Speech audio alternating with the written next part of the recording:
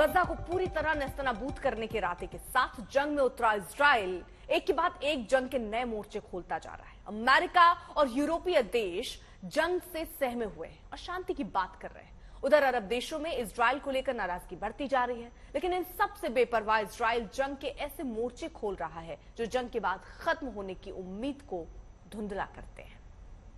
ये इजराइल का वार है जो गाजा पट्टी पर भारी और जानलेवा पड़ रहा है। इजराइल के लड़ाकू विमान लगातार गाजा के शहरों पर तबाही का बारूद गिरा रहे हैं। रह रहकर आसमान बारूदी धमाकों से लाल हो रहा है और गाजा के लोग घायल हो रहे हैं। शहर के शहर मलबे में तब्दील हो रहे हैं और सबसे खतरनाक बात यह है कि इजराइल कई नए मोर्चों पर भी जंग को फैलाता जा रहा है। इजराइल अब सिर्फ उत्तरी गाजा पट्टी तक ही जंग को सीमित नहीं रखना चाहता। देखिए कैसे इजराइल 4 मोर्चों पर उलझ रहा है। ये 4 मोर्चे हैं उत्तरी गाजा, दक्षिणी गाजा, लेबनान और अरब देश। ऐसा लगता है कि इजराइल ने अमेरिका की सलाह को भी दरकिनार कर दिया कि उसे जंग के नए मोर्चे नहीं खोलने चाहिए। इजराइल जंग के 4 मोर्चे पर एक साथ लड़ रहा है। इनमें 3 जंग के सीधे मोर्चे हैं तो एक कूटनीतिक मोर्चा है जिस पर इजराइल की घेराबंदी हो रही है। हम आपको एक एक मोर्चे के बारे में बताते हैं। इजराइल की जंग का पहला मोर्चा ये उत्तरी गाजा पट्टी है। गाजा का सबसे ज्यादा आबादी वाला इलाका। घनी आबादी की वजह से यहाँ से आरोप है कि हमास पर इजराइल को वार करने में आसानी होती है। माना जाता है कि यहाँ की 30% इमारतों को इजराइल जमींदोज कर चुका है। इसी इलाके में इजराइल जमीनी जंग लड़ने की तैयारी कर रहा है।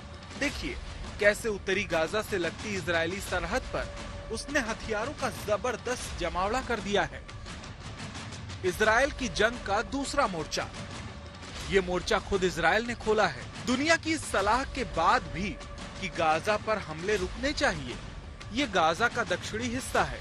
इसी में रफाह सरहद आती है जो मिस्र से मिलती है और इसी में वेस्ट बैंक का इलाका आता है जिस पर फिलहाल फिलिस्तीन काबिज है। देखिए कैसे इजराइल ने वेस्ट बैंक में भी जंग छेड़ दी है। ये इजराइल के वेस्ट बैंक में पड़ने वाले खान यूनुस की तस्वीरें हैं जो हमले के तुरंत बाद की हैं। यहाँ हमले के बाद अफरा तफरी मची है। लोग जान बचाने के लिए इधर उधर भाग रहे हैं। आज ही इजराइल ने साउथ गाजा के वेस्ट बैंक की एक मस्जिद पर भी एयर स्ट्राइक की। कुल मिलाकर इजराइल ने साउथ गाजा के रूप में खुद एक मोर्चा खोला है। इजराइल की जंग का तीसरा मोर्चा ये तीसरा मोर्चा भी इजराइल ने खुद खोला है। माना कि लेबनान का आतंकी संगठन हिजबुल्लाह लगातार इजराइल को उकसा रहा था, लेकिन संयम और समझदारी बरतने की जगह इजराइल ने लेबनान के मोर्चे पर भी सीधी जंग छेड़ दी है। इजराइल लगातार साउथ लेबनान के इलाकों पर बम बरसा रहा है और लेबनान के साथ सीधी जंग की बात कर रहा है। एक से ज्यादा जंग के मोर्चे खुलने पर इजराइल के नेता दबंगई दिखा रहे हैं। सुनिए नेतन्याहू से लेकर इजराइल के दूसरे नेता क्या कह रहे हैं कि ज्यादा मोर्चे पर भी वो जंग लड़ने के लिए तैयार हैं। इजराइल की जंग का चौथा मोर्चा इजराइल के खिलाफ ये चौथा मोर्चा है जो सीधे जंग से नहीं जुड़ा है लेकिन कूटनीतिक मोर्चा है। ये जनमत का मोर्चा है जो देशों के रुख को दिखाता है। इजराइल हमास जंग को लेकर मिस्र में बैठक हुई। इसमें Qatar, UAE, Italy, Spain, Canada और यूरोपियन काउंसिल समेत 10 से ज्यादा देशों के प्रतिनिधि शामिल हुए। इसमें भी इजराइल के खिलाफ आवाज उठी। ईरान, जॉर्डन और कतर जैसे अरब देश फिलिस्तीन के साथ खड़े हैं। सऊदी अरब भी अब इजराइल को लेकर मुखर है जो कुछ दिन पहले तक इजराइल के साथ दोस्ती कर रहा था। अमेरिका और यूरोपीय देश भी अरब देशों के दबाव में है, इसलिए रफा बॉर्डर के जरिए राहत भी गाजा को दी गई। लेकिन असल मुद्दा ये है कि इजराइल एक से ज्यादा मोर्चे पर घिर रहा है। इजराइल से अशरफ वानी और शिव अरूर के साथ गौरव सावंत, आज तक। राजेश पवार हमारे साथ हमारे सहयोगी इस वक्त जुड़ चुके हैं। राजेश पवार, क्योंकि देखिए जो बाइडेन वहां पर पहुंचे उसके बाद ये संभावनाएं दिख रही थी कि आगे होगा क्या युद्ध समाप्ति की तरफ बढ़ेगा या इसका आगाज और धमाकेदार या और विनाशकारी होगा। लेकिन जिस तरह इजराइल अपने हमले बढ़ा रहा है, जिस तरह इजराइल एक्शन में है, ऐसा क्या माना जाए कि अभी ये और ज्यादा युद्ध बढ़ने वाले हैं, और जो अमेरिका की तरफ से कहा गया था कि और मोर्चे युद्ध के मत खोलिए, इजराइल वही करता नजर आ रहा है? देखिए अर्पिता, कहीं ना कहीं जब राष्ट्रपति जो बाइडेन इजराइल में आए थे तो उनका आने का सबसे बड़ा मकसद था अपनी सॉलिडारिटी दिखाने का कि हम इजराइल के साथ खड़े हैं, हर हालत में हम इजराइल का साथ दें। जहां तक नए मोर्चे खोलने का सवाल है, देखिए मैं अभी लेबनान इजराइल बॉर्डर से वापस जा रहा हूँ। मैंने पूरे जो बॉर्डर एरिया है लेबनान और इजराइल का, जहाँ हिजबुल्लाह के साथ आईडीएफ का युद्ध चल रहा है इस वक्त, तो मैं पूरे इलाके में गया हूँ। तो कहीं ना कहीं देखिए, ना तो इजराइल बॉर्डर क्रॉस कर रहा है ना हिजबुल्लाह क्रॉस कर रहा है। शुरुआत हिजबुल्लाह की तरफ से हुई थी जब उन्होंने एक एंटी टैंक हथियार फायर करके आईडीएफ का एक टैंक डिस्ट्रॉय कर दिया था इजराइल की टेरिटरी के अंदर। उसके बाद से लगातार बीच में गोलाबारी इनके बीच में चली है, आर्टिलरी फायर का एक्सचेंज हुआ है, रॉकेट फायर का एक्सचेंज हुआ है, और परसों बहुत भयानक इनके बीच में लगभग 5 से 6 घंटे तक लगातार गोलीबारी चली है। कल और आज में छुटपुट आर्टिलरी फायर और रॉकेट फायर दोनों के बीच में हो रहा है। वहां इतना ज्यादा एस्केलेशन भी हुआ नहीं है, लेकिन आप ये मान के चलिए कि एस्केलेशन आने वाले दिनों में बढ़ेगा, क्योंकि जैसे जैसे इजराइल की कार्रवाई, आईडीएफ की कार्रवाई गाजा पट्टी में बढ़ेगी, उसके साथ ही साथ हम देखेंगे कि हिजबुल्लाह उत्तरी दिशा से, उत्तरी इजराइल से अपनी कार्रवाई को बढ़ाएगा। और अभी ये भी देखने को आ रहा है कि हुती मिलिशिया जो है यमन में है, उन्होंने भी कुछ मिसाइल्स फायर की हैं इजराइल की तरफ, जो कि अमेरिकी युद्धपोतों ने इंटरसेप्ट कर ली बीच में, उससे कोई नुकसान नहीं हुआ है।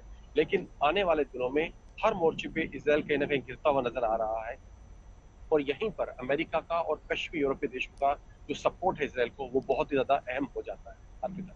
उसकी संभावना कितनी दिखती है राजेश आने वाले दिनों में, क्योंकि इजराइल जिस तरह ठान कर बैठा है कि वो हमास को पूरी तरह नष्ट कर देगा, एक के बाद हमले हो रहे हैं, क्या संभावनाएं दिखती हैं? फिर साथ कितना मिल पाएगा इजराइल को आने वाले दिनों में? देखिए अर्पिता, ये आप मान के चलिए कि अमेरिका का साथ 100% मिलेगा।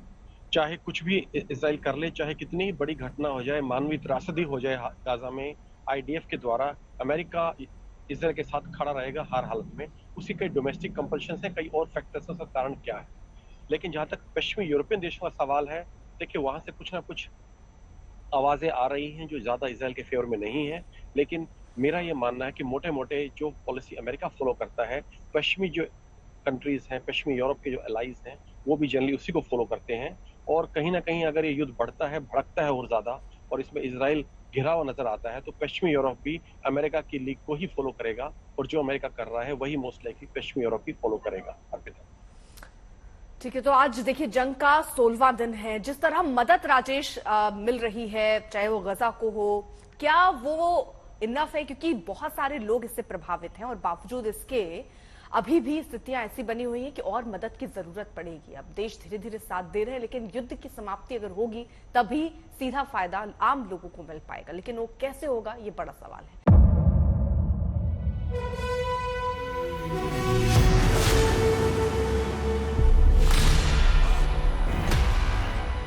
मुद्दों का मैदान, जिम्मेदारी लेंगे, तर्कों पर घमासान, क्या बताना चाहते हैं इस देश को? किससे किसकी ठनी, न्याय की नीति नहीं बनती है। किसने दी किसे पटखनी, क्या सच है जिसको छिपाने की कोशिश? खबरों की दुनिया का सबसे बड़ा अखाड़ा दंगल देखे मेरे यानी चित्रा त्रिपाठी के साथ रोज शाम 5 बजे सिर्फ आज तक पर। ना पक्ष ना विपक्ष, ना लेफ्ट ना राइट,